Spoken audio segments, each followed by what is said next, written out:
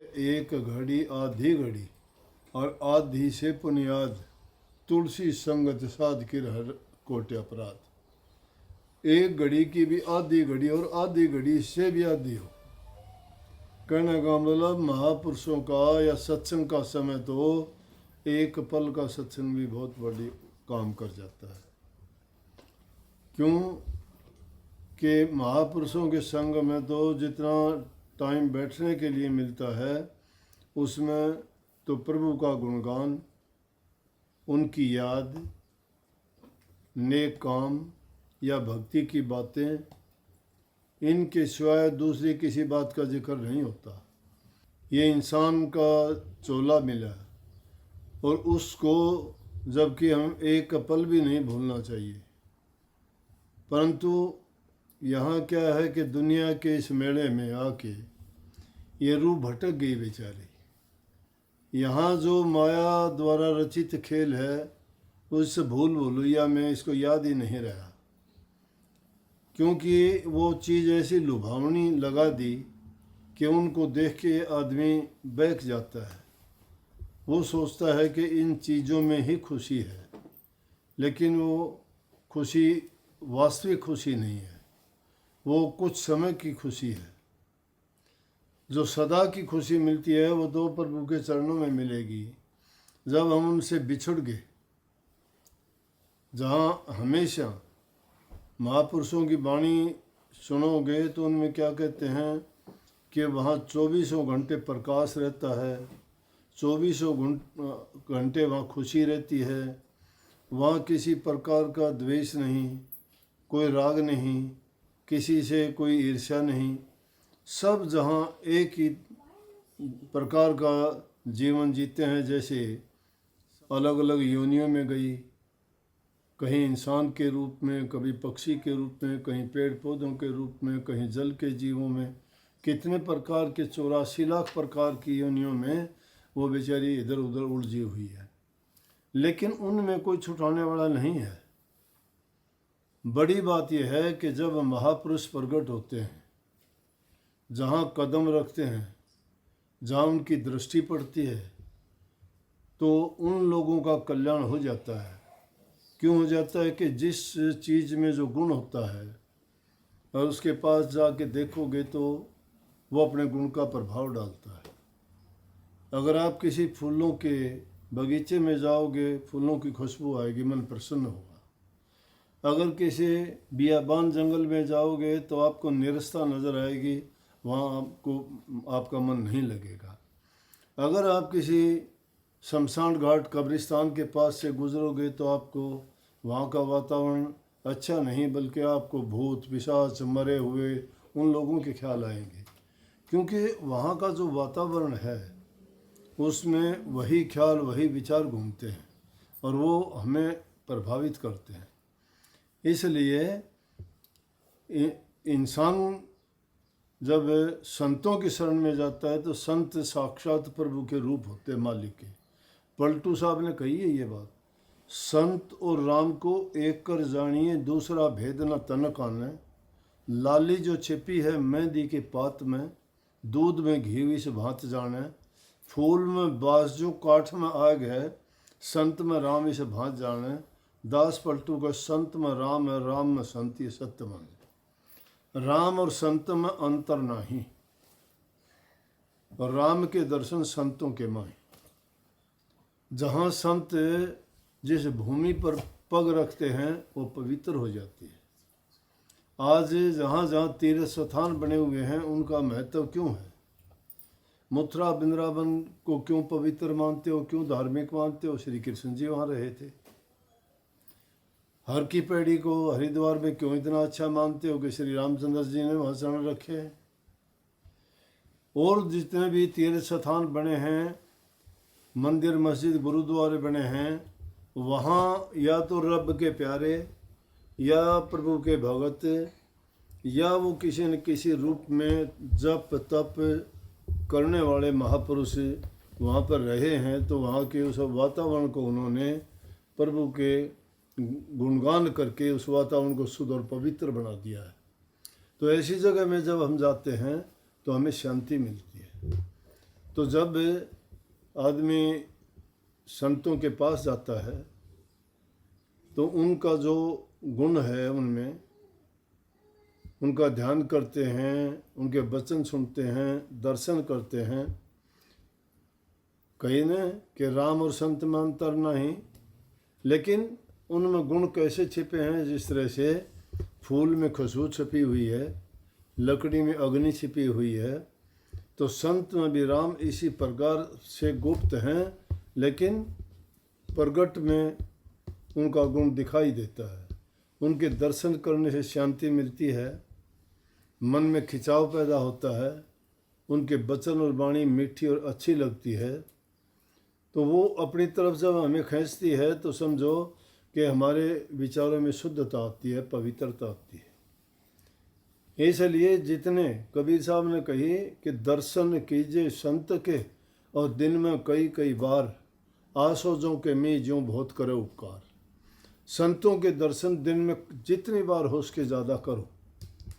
लेकिन वो दर्शन करने का मतलब ये नहीं कि बस गए और उस बिना मतलब घूमे फिरे देख के आ गए, नहीं। दर्शन करने का मतलब है कि उनके दर्शन का लाभ मिलना चाहिए। उनका जो वचन सुनते हो, संतों के पास जब जाते हो, अव्वल तो जहाँ कहीं भी जाते हो, कोई भी काम करते हो, मन की एकाग्रता नहीं होती तो आप उस काम को, वो बात ही याद नहीं रहेगी। संतों के पास जाते हो तो तीन चीज़ हमेशा खुली रखनी चाहिए: आँख, कान और दिमाग के दरवाजे, हृदय के कपाट। आँखों से उनका दर्शन करो, कानों से उनके वचन का श्रवण करो, और जो वचन सुनते हो उनको चुन चुन के अपने हृदय में रख लो। स्वामी जी महाराज ने कही है कि सबसे प्रथम काम है वचन सुनो। वचन सुनने का मतलब सुनते तो सभी हैं, बच्चे भी सुन रहे हैं, कान है इनके, सुनते हैं ये। लेकिन असल सुनने का मतलब क्या है? उस बात को सुन के कान में जो डाली गई है उस बात का अर्थ समझो, क्या कहा। एक ही वचन इंसान के जीवन को बदल देता है, एक ही वचन। अगर उस वचन को हमने मान लिया तो बड़े बड़े राजे महाराजा ने राजपाट छोड़ दिए, बड़े बड़े दुष्टों ने पाप कर्म छोड़ दिए, बड़े बड़े डाकुओं ने एक वचन लगा तो दुनियादारी त्याग दी, घर परिवार त्याग दिए, बच्चे त्याग दिए, दुनिया की मोह माया त्याग के, और सब उस प्रभु की भक्ति में क्यों लगे? कि उस वचन में ताकत थी। उनको वो वचन कान में जब गया समझ आ गई। तो सबसे उत्तम प्रकृति के जो जीव होते हैं वो उस वचन को सुनते ही सब कुछ समझ जाते हैं। ऐसे ऐसे महापुरुषों के बता दूं, बहुत उदाहरण मिलेंगे कि वो गुरु के पास एक बार गए, दोबारा जाने का मतलब ही नहीं, बस उसी से जीवन बदल गया उनका। थोड़े मंदबुद्धि होते हो, कई बार जाने से भी हो जाता है।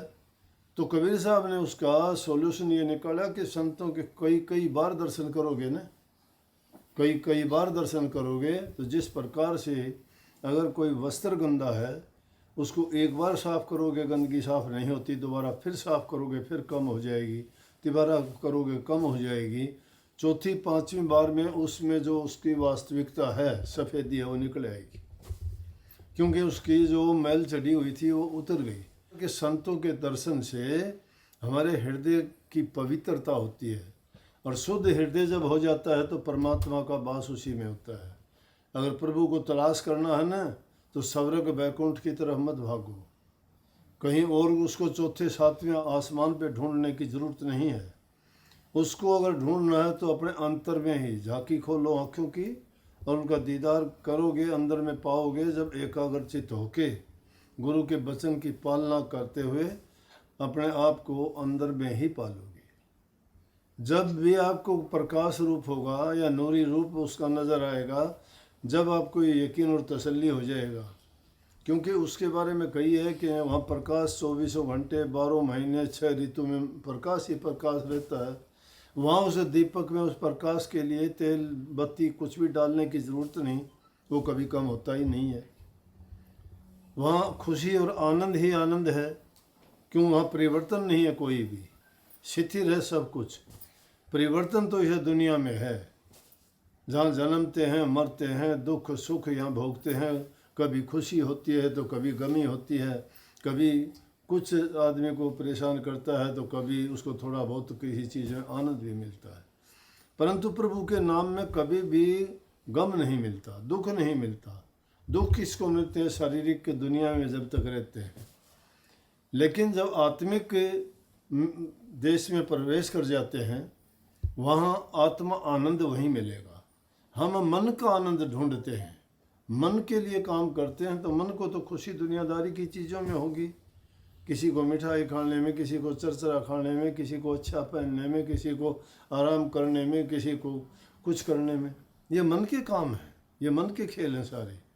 लेकिन आत्मा आनंद तो किस चीज़ में होगा? एकांत में, अपने विचारों में स्थिर होने में, प्रभु के ध्यान में, उनके ख्याल और विचार में मस्त रहने में। चाहे दुनियादारी में रहते हो कोई बात नहीं, सब कुछ देखते करते हो कोई बात नहीं, ख्याल तुम्हारा अगर पवित्र है, हृदय शुद्ध है, तो तुमने उसमें जिसमें बिठा लिया है, कहीं भी बैठोगे, कहीं भी उठोगे, कुछ भी काम करोगे, तुम्हारी वृत्ति वहीं टिके रही। कबीर साहब ने कहा उस बात को समझने का फ़र्क है बस। अब हम कोई आके शिकायत करते हैं कि जी मुझे तो वहाँ पहुँचा दो। अरे मैं कैसे पहुँचा दूँगा? पहुँचाने वाले तुम खुद हो, खुद काम करते नहीं हो, कोई दूसरा किसी को नहीं पहुँचाता। गुरु तुम्हें भेद देता है, रास्ता बताता है, तुम्हारी पहरेदारी चौकीदारी करता है, बुराइयों की व्याख्या करके समझाता है, इस रास्ते ना चलो, अच्छे रास्ते पर चलने के लिए कहता है, उस रास्ते पे चलते जाओ, गुरु पहुँचा देगा। अब गुरु की तो बात को मन नहीं मानते, बैठ जाते हो अपने ठाठ बाट से काम करते हो, वही अपनी मन मर्जी के, और फिर कहते गुरु पहुँचा दे। कोई गुरु नहीं पहुँचाता, सब पाखंड। इंसान खुद अपनी मेहनत से पहुँचेगा। हाँ, गुरु मदद करता है। क्यों गया कि हिम्मत मर्द मददे खुदा। जो इंसान हिम्मत करके लगता है ना, उसकी मदद परमात्मा अपने आप करता है। उस शक्ति तो अपने आप साथ हो जाती है। कोई भी काम करने के लिए लगोगे ना, हर काम आपको मुश्किल लगेगा। जब आप मेहनत के लिए जुट जाओगे ना, तो आपके साथ अज्ञात शक्ति काम करना शुरू कर देगी। आपकी बाजुओं में शक्ति देगी, आपको मानसिक शक्ति देगी, आपको हर प्रकार से प्रेरित करेगी कि हाँ चल आगे बढ़, आगे बढ़, आगे बढ़ता है। लेकिन जो आदमी दुर्बल विचारों का और ख्यालात का, जो निर्बल उनके ख्याल हैं, वो नहीं उठ सकता, नहीं चल सकता। गुरु तो हमेशा अंग संग रहता है, दूर होता ही नहीं। और गुरु को जो संग लेके चलता है, वो कभी हारता भी नहीं है, कभी भटकता भी नहीं है, कभी दूसरे रास्ते पे नहीं जाता। संसारी लोग जो मन में जीते हैं ना, उनको ये लगन लगी रहती है, वो मतलब और ये हेरा फेरियों में अपना टाइम बर्बाद कर देते हैं। वो नहीं सोचते कि दुनियादारी क्या है, मैं क्या करता हूँ, इसका नतीजा क्या होगा, मुझे क्या मिलेगा, नहीं। परंतु अगर सच्चे मन से करते हो, कोई भी आप काम करते हो ना, अगर मन करके नहीं करते, तुम्हारा दोष नहीं है उसमें। जो चीज़ मन करके करते हो, दोषी हो तुम। एक बार गोपनीय कहने लगी श्री कृष्ण जी से कि आपके गुरु दुर्वासा जी के हमें दर्शन करवाओ। दुर्वासा जी रहते थे जमुना पार जंगल में, अपने भक्ति में लीन। बोले भाई जाओ तुम, जमुना पार रहते हैं वो, तो मैं पता बता देता हूँ, लेकिन हाँ मेरे गुरु खाने के बड़े शौकीन हैं, उनके लिए अच्छा सा प्रसाद लेके जाना। आप कहोगे कि वो इतने बड़े ऋषि थे, खाने पीने के शौक। अब इसका जवाब मैं आखिर में बताऊंगा। खाने पीने के शौकीन। बोले कि अच्छा। बोला लेकिन हम कैसे जाएं? सावन भादों का महीना है, बरसात ज़ोर से होती है, जमुना जी चढ़ी हुई है, पानी बहुत ऊंचा है, रास्ता कोई नहीं जाने का। बोला कि जब जमुना जी के किनारे तुम जाओ, तो किनारे पे जाके कहना, जमुना जी, माता जमुना जी, मेहरबानी करके हमें रास्ता दो, आपको श्री कृष्ण जति की दुआई है। जति, जति जानते हो, जो हर प्रकार से संयमित हो। वो हैरान होगी कि हमारे साथ तो मजाक करता रहता है रात दिन ऐसे ही, और ये वो जति कैसे हो गया? कहने लगा तुम जमुना जी के पास जाके कहना, जति कृष्ण जी की दुआई है, रास्ता दो। जमुना जी के किनारे गई, मिठाइयों के थाल ले रखे, भिन्न भिन्न बर्फी, पेड़े, लड्डू जो भी थी, और ले जाके जमुना जी ने रास्ता दे दिया। पानी कम हो गया, निकल के चली गई। जाके ऋषि जी के दर्शन करे, सब मिठाई वगैरह दी, खूब खाई उन्होंने। फिर बोले जी हम तो वापस जाएंगे, लेकिन जाएं कैसे, पानी है जमुना जी में। तो बोले आती बार कैसे आए थे? बोले जी आती बार तो श्री कृष्ण जी ने हमें ये कहा था जमुना जी को ये बोलना रास्ता दे देगी। अब बोले अब आप ये कह देना कि दुर्वासा ऋषि के अल्पहारी सारे थाल जो चट कर गया। बोली अल्पहारी कैसे हो गया? कि अल्पहारी ऋषि जी के, दुर्वासा जी के उसके दुआई है आपको कि रास्ता दे जमुना जी। जाके देखा, उन्होंने बोलते रास्ता दे दिया। आगे बोला कि बोलो दर्शन कैसे किए? बोले दर्शन बहुत अच्छे से किए, आपका गुरु बहुत बढ़िया, सब चट कर गया, प्रसाद भी नहीं दिया हमें। और गजब की बात कहता है कि रास्ता जब नहीं मिले तो कह देना कि दुर्वासा ऋषि के अल्पहारी दुर्वासा ऋषि जी की दुआई है आपको, रास्ता दे जमुना जी। हमें रास्ता मिल गया, इतना खाने के बाद अल्पहारी कैसे हुआ? ये बात हमारी समझ में नहीं आई। नीला यही बात समझने की है कि हम जो भी कोई काम करते हमारी इच्छा नहीं होती। अगर मैं इच्छा करके, मन करके, कोई भावना से वो काम करता हूँ कोई भी, तो मैं उसका भागी हूँ। लेकिन मुझे उसका कोई वो प्रभाव ही नहीं है, करो या ना करो कुछ भी। आने वो भी, उसका भी कोई खाने का भाव, वो तुम्हारे से मिठाई मांगने आया था, तुम लेके गए थे, उन्हें मिठाई करके थोड़ा खाया था। मिठाई करके खाता तो रोज़ाना औरों को भी कहता मिठाई लेके आना भाई। जो लेके गए थे तो वो मतलब अल्पहारी ये हैं कि उन मन करके जो कोई काम नहीं करते हैं, उनमें अपना मन नहीं देते। इसी प्रकार से संसार में जब रहते हो तो संत उनको ऐसा बना देते हैं। महापुरुषों ने तो इस युग में ये कही है कि आदमी हाथ से काम करो, मन को शुद्ध और पवित्र, अपने ख्याल ऊंचे रखो, महापुरुषों के विचारों को हमेशा याद करते रहो। वो तुम्हारे मन में दूसरे गंदे मंदे ख्याल नहीं आने देंगे, आपको उनके ख्याल प्रभावित नहीं करेंगे जो बुराइयां हैं। इसलिए सच्चे, अच्छे और प्रभु का गुणगान और उनके नाम का सुमरण करना इंसान को शुद्ध और पवित्र हृदय वाला बना देता है। और शुद्ध और पवित्र हृदय जहाँ होता है वहाँ दूसरी चीज़ उस पर प्रभाव नहीं डाल सकती। उन राम नाम के जाप करने वालों ने बड़े से बड़े कोडियों के कोड दूर कर दिए, बड़े बड़े पापियों के पाप दूर कर दिए, उन्होंने मुर्दों को जिंदा कर दिया। कौन सी ताकत थी वो? नाम की ताकत थी। नाम की ताकत तो यही तो है, वो अदृश्य शक्ति है।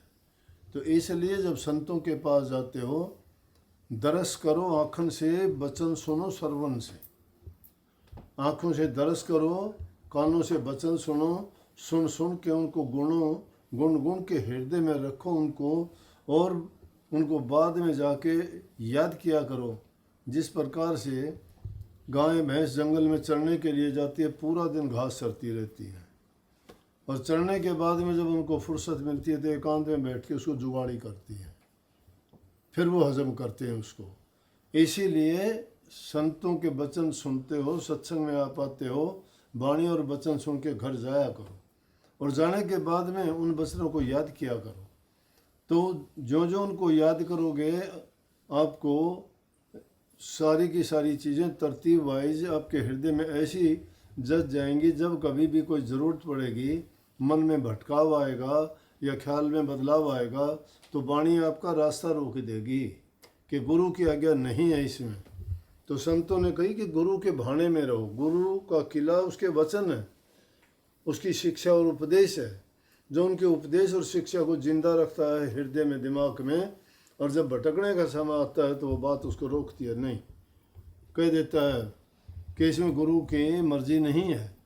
और जो गुरु की मर्जी नहीं परखता और मन मर्जी करता है, उसको तो मनमुख कहा गया है।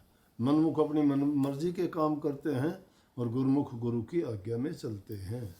इसलिए संतों का संग जितना मिले उतना अच्छा। दुनियादारी की चीज़ें काम तो चलते रहेंगे, परंतु कभी भी आदमी दुख सुख जैसे हालात गुजरें घबराना नहीं चाहिए। वो तो होना है, वो होना है, वो होनी है। मैंने कल के सत्संग में बताई थी ना, वो 6 चीज़ें बस की नहीं किसी की भी। लेकिन आगे के लिए बीती ताहें बिसार देर आगे की सुध ले। जो बीत चुकी है, अंग्रेजी में कि those who indulge into their past and future certainly lose their present. तो प्रेजेंट को बनाओ, प्रेजेंट से आपका भविष्य बनेगा। इसी काल में तीनों काल जीते हैं हम। भूतकाल की याद से शिक्षा लेनी चाहिए, वर्तमान काल में अच्छे काम करने चाहिए और आपका भविष्य वर्तमान काल से बनेगा। जो अब करोगे इसका परिणाम आपको आगे मिलेगा। बहुत बहुत आशीर्वाद। राधा स्वामी।